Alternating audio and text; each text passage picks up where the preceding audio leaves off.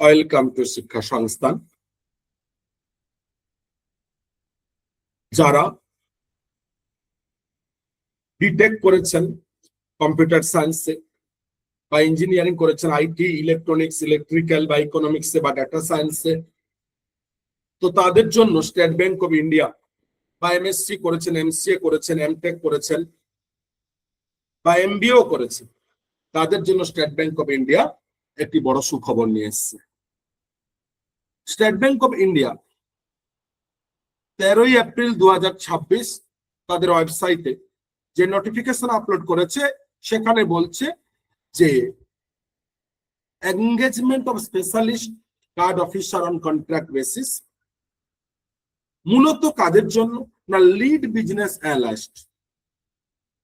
এই recruitment state bank of ইন্ডিয়ার form fill up শুরু হয়েছে, রেজিস্ট্রেশন 13 এপ্রিল থেকে চলবে মে মাসের 4 তারিখ পর্যন্ত। মূলত কারা, এবারে আমরা ডিটেলস আলোচনা করব। স্টেট ব্যাংক অফ ইন্ডিয়া এই পোস্টের জন্য কারা এলিজিবল। প্রথমত বয়স না 30 থেকে 40 বছর বয়স, মিনিমাম 30 ইয়ার্স, ম্যাক্সিমাম 40 ইয়ার্স।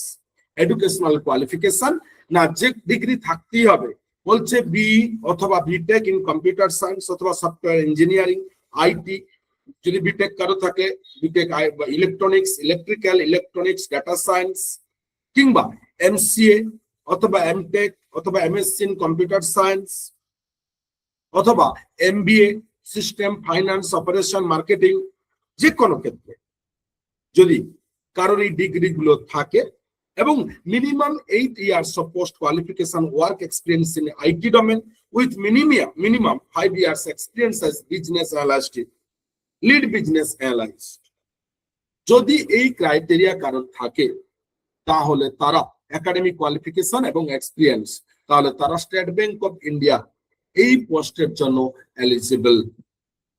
এবং যাদের এই ক্রাইটেরিয়া ফুলফিল করছেন তারা অবশ্যই স্টেট ব্যাংক অফ ইন্ডিয়ার ওয়েবসাইটে গিয়ে ফুল ভিজিট করুন এবং ফুল নোটিফিকেশনটা দেখার পরে আপনাদের ক্রাইটেরিয়া যদি ফুলফিল হয় তাহলে প্রত্যেক ডকুমেন্টস রেডি করে আপনারা ফর্ম ফিল আপ করুন এবং পরবর্তী বিভিন্ন পেজের জন্য প্রস্তুতি হন।